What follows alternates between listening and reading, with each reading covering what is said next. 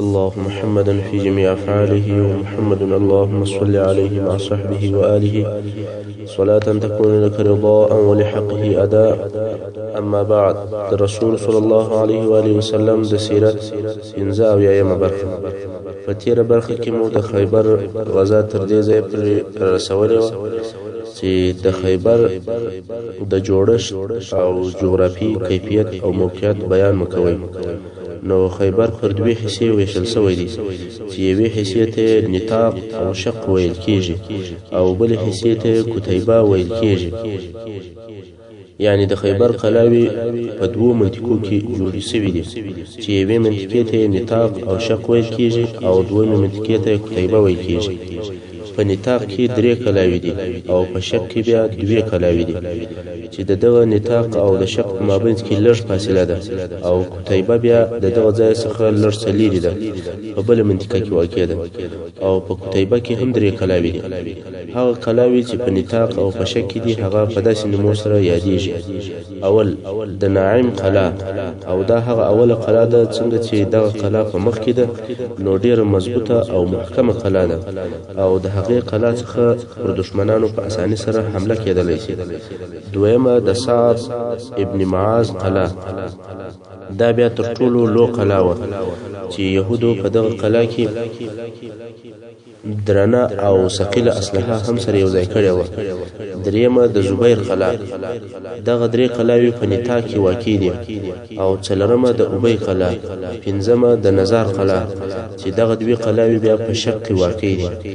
او د خیبر هغه بل حصار چې کتیبه ورته ویل کیږي هلته هم 3 قلاوي دي. اوله د قموس قلا چې دا د ابي الحقيق د اولادي قلا وه چې اصلا د بني نضير يهود ول او اوس د خیبر باچهان دي. او د يهودو باچا چې کنانه ابن ابي الحقيق نومیږي او ورور یې چې ربيع او بل ورور یې چې اعلی ابن ابي الحقيق دی، دا هم دلته اوسېدل. یعنی شاهي خاندان ټوله دلته په دغه کلا کې اوسېدل. دویمه د وطیح قلا او دریمه د سلالم قلا. هلته په خیبر کې بیل دغه قلاو څخه نورې کشنې قلاوي هم وي، خو دغه قلاو ته په لیواله او په جنګوالي کې نه رسېدلې او حربي اهمیت یې هم نه درلودی. نو هغه مو په دې نه کې ذکر. اصلي مهمه قلاوي دغه قلاوي وي. اوس نو رسول صلی الله علیه وسلم خپل خیمې د نطاق او د شق په مابین کې ودرولې. د مسلمانانو د لشکر ساتنه او د پیردارانو مشري حضرت عمر رضی الله عنه پر غاړه واخیستله او د مسلمانانو د لشکر اعاشه یا د اوبو د رسولو د هغه مسؤلیت حضرت عثمان رضی الله عنه پر غاړه واخیستی. بیا نو رسول صلی الله علیه وسلم يهودو ته حال ورولېږي چې د دغه 3 کارو څخه یو کار وکوي. اول یا مسلمانان سي ځانونه او مالونه به مو په امان سي، د مسلمانانو سره به پر یو قسم ژوند کوي. دویم دا کار دی چې یا جزیه قبول کړي، مسلمانانو ته به د کال سره جزیه ورکوي او د مسلمانانو د حکم تابع به یاست. بیا نو وطن او مالونه ستاسو دي، ټول شان مو خپل دي او د دشمن څخه ساتنه مهم د مسلمانانو پر غاړه ده. فقط په کال کې مسلمانانو ته یو معلومه جزیه ورکوي. که دغه 2 شان نه منئ نو دریم جنگ دی. نفر چې ولل او يهودو ته دغه 3 خبرې وکولې، هغه وویل لږ وروسته به جواب درکو، موږ به مشوره وکړو او بیا به حال درولېږو. نفر هم رالل ویل چې يهودو ویل چې لږ وروسته به جواب درکو. خو د يهودو له طرفه ناڅاپه د قلاو دروازې خلاصې شوې او يهود په یوه وارې راووتل او حمله یې شروع کړه. لښکر یې راوایستی. د مسلمانانو په بې خبرۍ کې هجوم پر وروړی. دا د هغو 3 خبرو جواب و. غادرانو يهودو جنگ شروع کړي. يهود غواړي چې په خپل ټول قوت او طاقت سره د خیبر څخه دفاع وکړي. څنګه چې مسلمانان هم د جنگ لپاره تیار ول، نو د يهودو د هجوم په مقابل کې ټینګ ودرېدل. څو يهود بیرته مجبور شول په قلاو ننوتل او دروازې بندې کړې. د اولې لحظې څخه دا معلومه شوه چې يهود بې له جنګ څخه بل شی نه غواړي. بیا نو رسول صلی الله علیه وسلم امر وکوي چې د خرما یا د کجورو ونې ورپرې کړي ورقته کوي او چپه کوي لکه څنګه چې مسلمانان دغه کار په بني نغدیر کې هم وکوي مسلمانانو د خرما 400 ونی چپه کې په دغه کار د يهودو زړونه نور هم ولويدل او وی ویل والله که کامیاب سو خو مال نه راپاتې کیږي نو راسي چې جزيه قبول کو یا صلح ورسره وکړو خو د يهودو مشرانو دا خبره نه قبول ول خیبر د چانه تابع کیږي نو د جنگ کولو عزم او اراده وکوله او هلته ویني چې د دوی خرماوي او د خرماوي ویني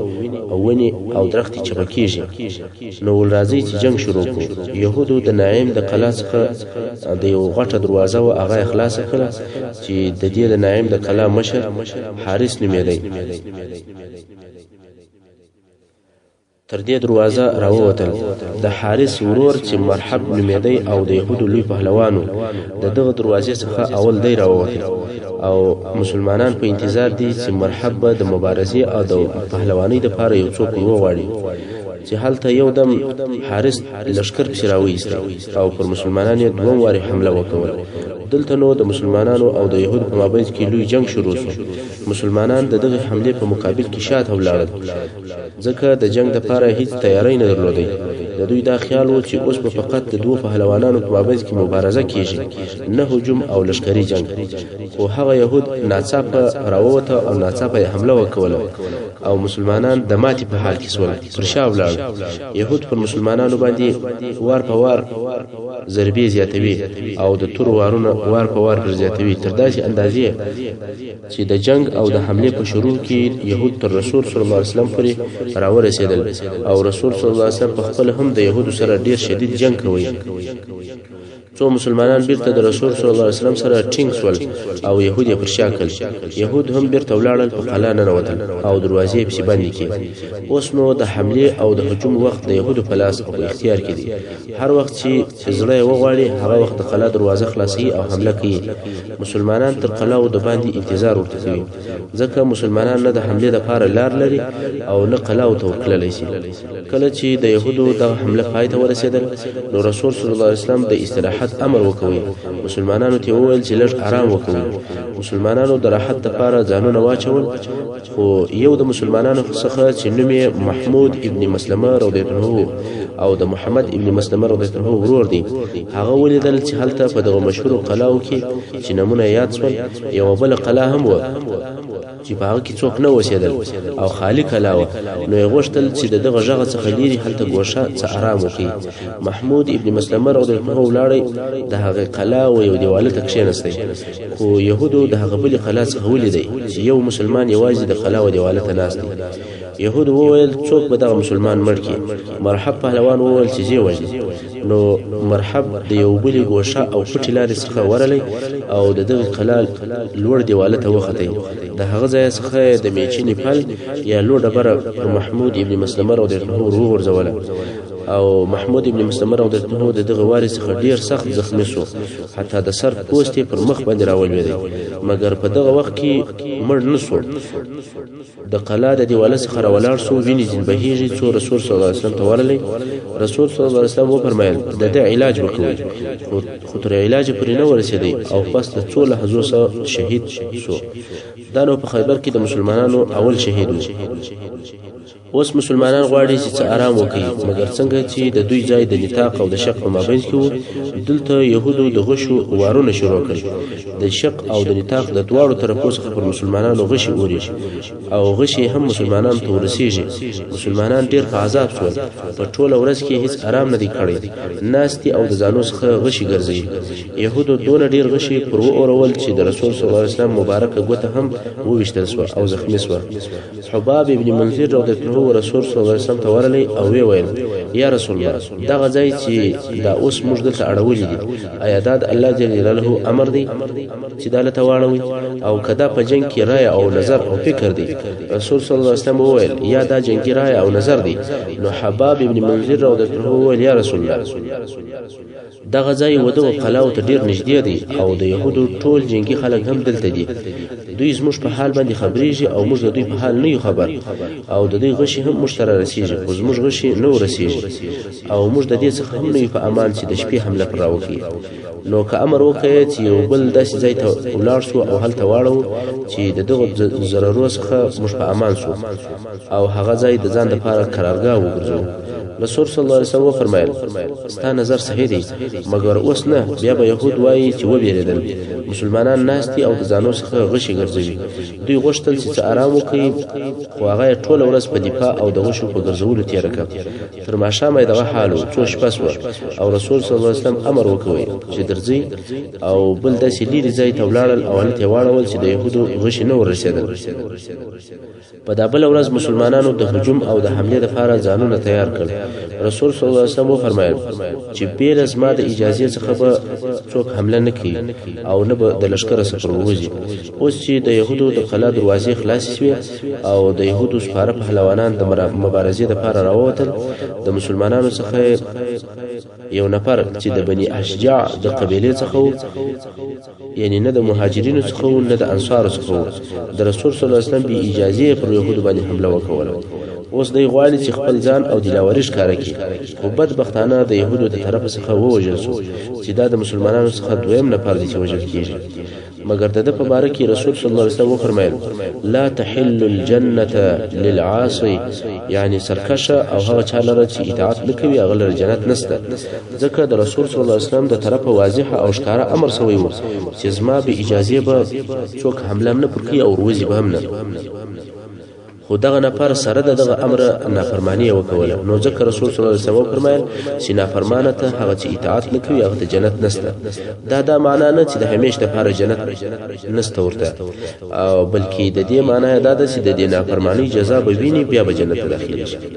او دغه دروازې د خلاصېدو سره یو مریی راووتی چې د یهودو پسونه پیول شپانه وو دی په داسې ډول سره راووتی لکه دغه پسونه چې پیایي مګر د هغو پسو سره د مسلمانانو لښکر ته ورلی او بیا رسول صلی الله علیه وسلم ته ورلی ویل یا رسول الله ما ستا پر دین باندې ایمان راوړی دی او وایم چې لا اله الا الله وانک رسول الله رسول صلی الله علیه وسلم د په ایمان خوشاله شو بیا شپانه وویل چې دا پسونه زما سره امانت دي او زه بیرته یهودو ته نه ورولم ځکه زه نه ورځم نو تاسو دا پسونه اخی رسول صلی الله علیه وسلم وفرمایل یا شپانه وویل نو څه په وکم رسول صلی الله علیه وسلم وفرمایل امانت باید بیرته خپل خاوند ته ورکول شي که څه هم هغه د امانت خاوند زموږ د دشمنانو څخه موږ امانت مال نه اخلو مری وویل نو زه څنګه وکم زه خو بیرته دوی ته نسم وکړلی ځکه که یهودو زما په اسلام باندې خبر سي بیا مې وژني رسول صلی الله علیه وسلم وفرمایل د دوی پر طرف یې وروشړه شپانه وویل چې ورکېږي کې وروشړه رسول صلی الله علیه وسلم وفرمایل چې تی وروشړه نو شپانه هم اطاعت وکړي او پسونه یې د خپلې قلا پر طرف باندې وروشړل اصحاب کرام وایي چې دغه پسونه د خپلې قلا پر طرف باندې داسې رهیول لکه شپانه چې وررهي کړي وي تر څو چې قلا ته ننوتل نو شپانه خپل امانت تسلیم کړي بیا نو د مسلمانانو له طرفه حمله او هجوم شروع شو او دغه شپانه هم په دغه حمله کې موجود او په دې جهاد کې ګډون وکول د اول وار د لپاره د شپانه په جنگ کې حصہ اخی او ورسته د څه جنگ څخه شهید شو په سهار کې مسلمان شو او د ماپښین تر منځه د مخه شهید شو نو په اسلام کې هیڅ لمونځ نه ادا کړی دلته نو رسول صلی الله علیه وسلم وفرمایل که څوک غواړي چې د جنتیانو څخه یو داسې شاته وګوري چې هغه د په ټول عمر کې یو رکعت لمونځ هم نه وي کړی نو دغه شپانه ته وګوري او د سره اوس دوی دانې حور العين ورسره دي په حدیث شریف کې راغلی دی چې جنت ستاسي د چوټي تربند و تاسو ته درنږدې دي او اور او دوزخ هم دغه رقم دي نو جنت ته تلل ډیر اسانه دي چې الله جل جلاله یې چاته اسانه کړي الله جل جلاله دې زموږ ټول په نصیب کړي اوس نو د مسلمانانو د طرفه د نعیم د قلا پر شاوخوا محاصره ټینګه ولګېدل او جنگ هم د نعیم د قلا پر شاوخوا دی چې دغه قلا د خیبر اوله قلا ده د مسلمانانو ډله او د مسلمانانو افراد په يهودو پسې ګوري چې څنګه حمله پر وکړي او يهود بیا په مسلمانانو پسې ګوري چې په نتیجه کې کښنی حمله کیږي او دې جنگ څو ورځې دوام وکوي هفته تیره شوه خو صحیح نتیجه نه شوه ترلاسه لس ورځې تیرې شوې بیا هم صحیح نتیجه نه راووتله ځکه قلعه ډیره محکمه ده خو د مسلمانانو د طرفه محاصره دوام لري. څو یو ورځ هغه د يهودو لوی پهلوان چې مرحب هغه راووتی او د مسلمانانو د طرفه پهلوان غواړي چې جنگ او مبارزه ورسره وکړي. مرحب د مسلمانانو د لشکر مخته د غرور او د تکبر حرکتونه کوي ځکه مرحب د يهودو داسې پهلوانو چې په ټولو يهودو کې مثل او سیال نه وو. مرحب په عربي سره د غرور او د ځان د تعریف بیتونه وایي چې هغه داسې بیتونه وایي: قد علمت خيبر اني مرحب شاكي السلاح بطل مجرب. د دې د مقابله د لپاره عامر ابن الاکوع رضی الله عنه وروتی او هغه بیا دا بیت وایي: قد علمت خيبر اني عامر شاكي السلاح بطل مغامر. نو د دوی په مابینځ کې د تورو وارونه سر شروع شول. د مرحب واری د عامر رضی الله عنه پر سپر ومشتي څنګه چې د عامر رضی الله عنه توره لنډه او کشنی و اوس غواړي چې مرحب پهلوان پر پښو پوي. کله چې واری پر وکي توره د مرحب څخه خطا شو او په خپل د عامر رضی الله عنه پر خپل زنګانه باندې وشتل او د هغه څخه زخمی شو او بیا شهید شو. صحابه کرامو په خپل مابین کې سره وویل چې د عامر رضی الله عنه ټول عملونه عبث او بهوده شول ځکه په خپل ځان مړ. نو سلمہ ابن الاکوع رضی الله عنه وايي: زه رسول صلی الله علیه وسلم ته په داسې حال کې ورلم چې جړل می او ما وویل: یا رسول الله، آیا رښتیا د عامر ټول عملونه عبث او برباد شول؟ رسول صلی الله علیه وسلم فرمایل: چا ویل؟ ما وویل چې ستا ځینې اصحاب وایي. رسول صلی الله علیه وسلم فرمایل: هر څوک چې وایي هغه غلط وایي او عامر لره 2 اجر دي. مرحب پهلوان دویم واری بیا په میدان کې ودرېدی. هغه بیتونه وایي چې مخکې درته وویل او بیا د مبارزې لپاره نفر وغوښتی. دلته نو حضرت علي رضی الله عنه وروتی او دغه بیت وایي: انا الذي سمتني امي حيدرا كليس الغابات كريه المنظرا كليس الغابات كريه المنظرا او فيهم بالسعي كيل السندرا. مگر محمد ابن مسلمه رضی الله عنه ته ویل: یا علي، پر د زما بدل پاته دی ځکه د زما ورور محمود ابن مسلمه رضی الله عنه وجلی دی. کستاسي په یاد وي دغه مرحب پهلوان چې پر محمود ابن مسلمه د قلعه د بام څخه لوټه بر راوغورځول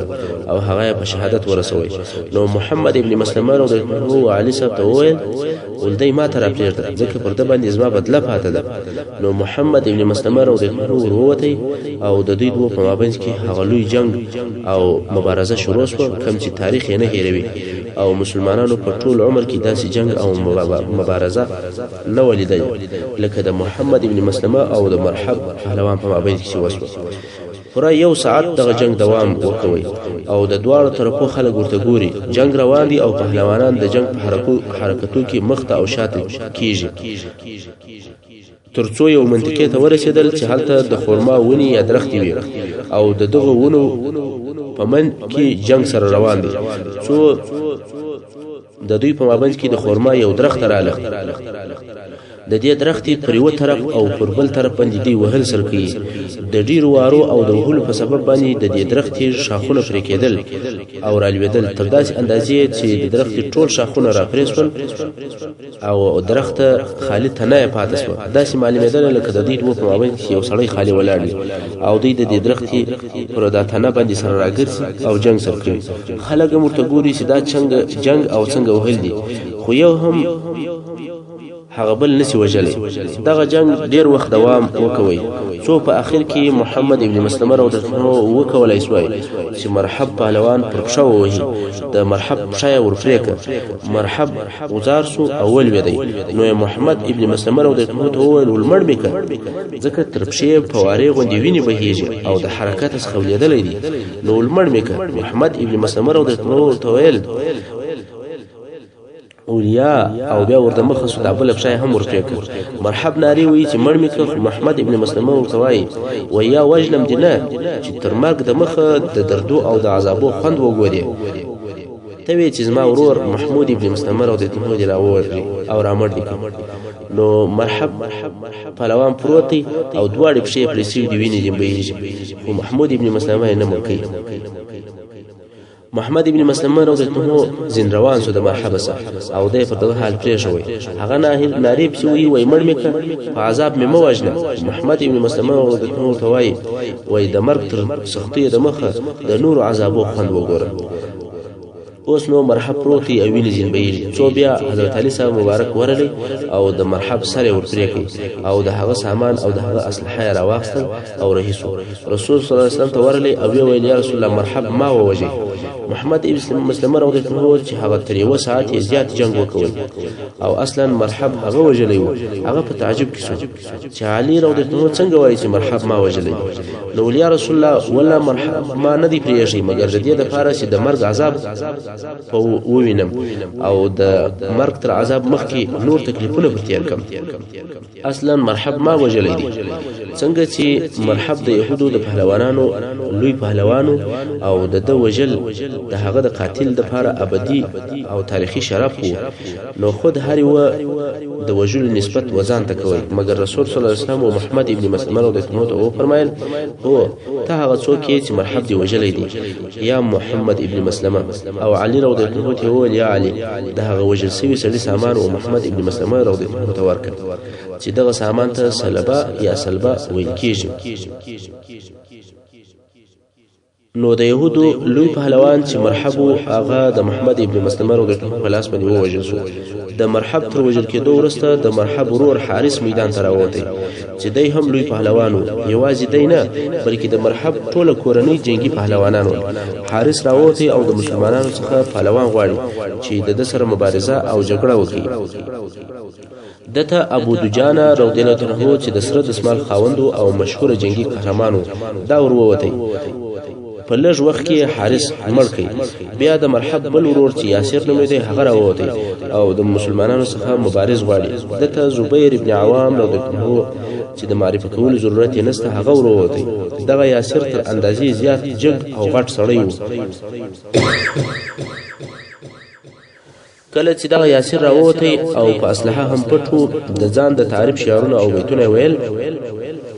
رسول صلی الله علیه وسلم چې ولیدي ډیر په تعجب کې شو او ویل ما اطوله دا څونه جګ دی دا څه بلا ده رسول صلی الله علیه وسلم دونه جګ سړی نه ولیدلی نو یې پوښتنه وکوله ول دا به 15 ذراعي صحابه کرام وویل بلکې تر دغه لا هم ډیر جګ دی زراع خو پیژنې چې هغه د پخوا وختو د اندازه کولو یو آله لکه نن ورځ متر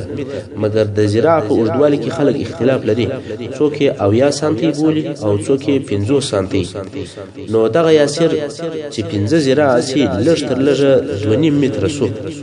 کله چې دغه جګ او غټ 2.5 متره یاسر میدان ته راووتی او د مسلمانانو د طرفه زبیر ابن عوام رضی الله عنه ورووتی صفیه بنت عبد المطلب چې د رسول صلی الله علیه وسلم عمده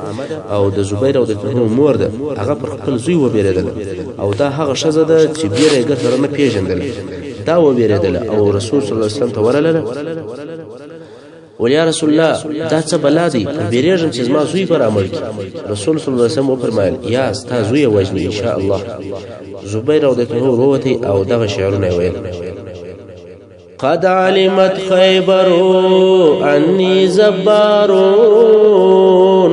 قلم القريم غير نكس فراري قلم القرم غير نكس فراري نور بیتونه هم وویل او په جنگ شروع کول دې جنگ هم یو ساعت دوام وکړ خو په اخر کې زبیر رضی الله عنه پر غټ یاسر باندې قاتلانه حمله وکول او یاسر یې مړ دلته نو رسول صلی الله علیه وسلم په لوړ आवाज تکبیر وویل الله اکبر الله اکبر ځکه څوک دغه بلا وجلی او رسول صلی الله علیه وسلم فرمایل ان لكل نبي حواريا وحواريه زبير بن العوام هر نبی لره ملګری مرسته کوونکی او مخلص او صادق ملګری وي خو زما صادق او خوږ ملګری زبیر ابن عوام دی او بیا د يهود څخه د عامر په نامه باندې یو پهلوان راووتی دته حضرت علي رضی الله عنه وروته او عامر یې مړ کړ بیا د يهود څخه د اسید په نامه باندې یو لوی او مشهور پهلوان راووتی دته محمد ابن مسلمه رضی الله عنه وروته او اسید یې مړ کړ يهود ولیدل چې هر پهلوان په جنگ او په مبارزه کې وژل کیږي نو مبارزه پرې شوله يهود وویل په دې کار کې فائدہ نشته زموږ پهلوان که هر څونه قوي هم وي خو د مسلمانانو پر پهلوانانو نشي غالب کېدلی نو يهودو دغه یو په یو جنگ او مبارزه پرې شوله او هغه ډلهیز جنگو یو حمله ته دوام ورکړ په دې مابین کې 2 هفتې تیرې شوې یعنی 14 ورځې مګر مسلمانان کم خاص بری او کامیابی لاس نه دراوړي ځکه يهود ټول په قلاو کې دي 15 ورځې تیرې شوې د هغه بعد قلا خلاص شو د يهود څخه یو نفر رسول صلی الله علیه وسلم ته ورلې او رسول صلی الله علیه وسلم پښتنه ځین وکول ول څه خبر جراوړي سړی وویل خبره ده چې موږ پهلوانان لرو نفر او اسلحه لرو او خواړه دون ډیر را سره دي چې په کلو یې نو خلاصول قسم په والله خیبر نه پتا کیږي رسول صلی الله علیه وسلم ورته وویل مې راغله چې ما وبره يهودي وویل ولیا بیروم دینه نو رسول صلی الله علیه وسلم ورته فرمایي نو د چیشته پار راغله يهودي وویل ولزر غلیم چې امان درته وغواړم ځکه زه پوهیږم چې ته خیبر فتح کوي او ټول يهود پوهیږي چې خیبر فتح کیږي او دا زموږ په تورات کې لیکل دي چې ته به خیبر فتح کوي نو زه غلیم چې د ځان او د خپل کورنۍ او د مالو د پر امان درته وغواړم زه نه غواړم چې تاسو سره جنگ وکړم سړی نور هم وویل دا چې ته کله فتح کې او بیا می بندي ونیسي تر هغه نو دا شې چې اوس مخکې امان راکړي رسول صلی الله علیه وسلم هم امان ورکړي او وی فرمایل هغه څوک چې جنگ نه کوي هغه لره امان دي رسول صلی الله علیه وسلم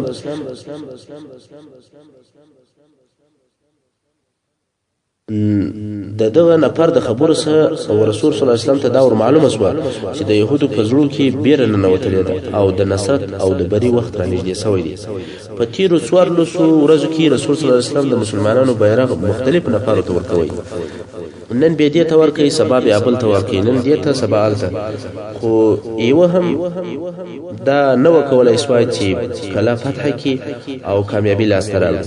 په دغه شپه رسول صلی الله علیه وسلم وفرمایل سبا بیرغ داسې چاته ورکوم چې الله او رسول الله صلی الله علیه وسلم خوش لري او د هم الله او رسول الله خوش وي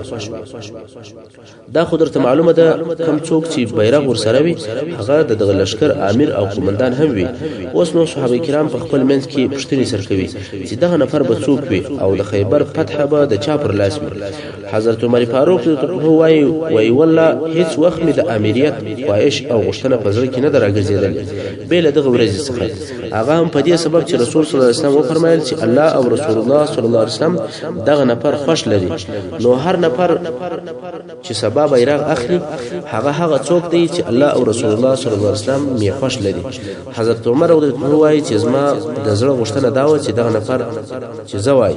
ټول اصحاب کرام په انتظار دي سبب بیرغ څوک واخلي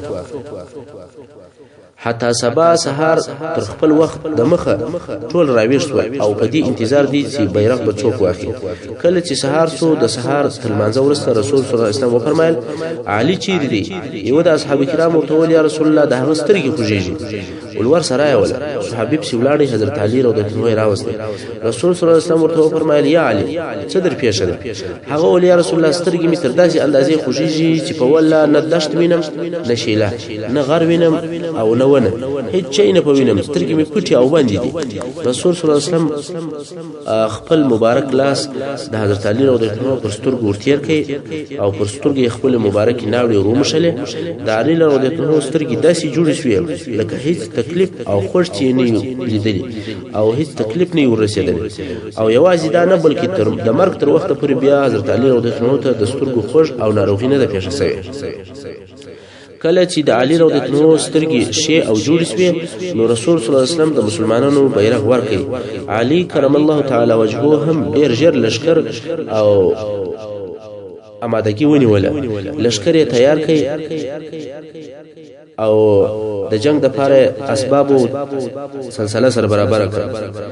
يهود بیا هر ورځ دا د ځان عادت ګرځولې دي چې په سحر کې به د سپرو یو ډله د خلاص خراوتل او پر مسلمانانو به حمله وکوله او بیا چې به ولیدل چې نور څه نشي کولای نو به بیرته په خلاونه نوتل او د قلاو دروازې به فضا مشي بند کړي دا د هر ورځ کارو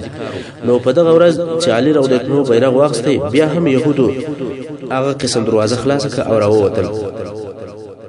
محترم اوریدونکو څنګه چې وخت پای ته رسیږي زموږ پاته برخه د سیرت باب پر راتلونکو حصو کې واوري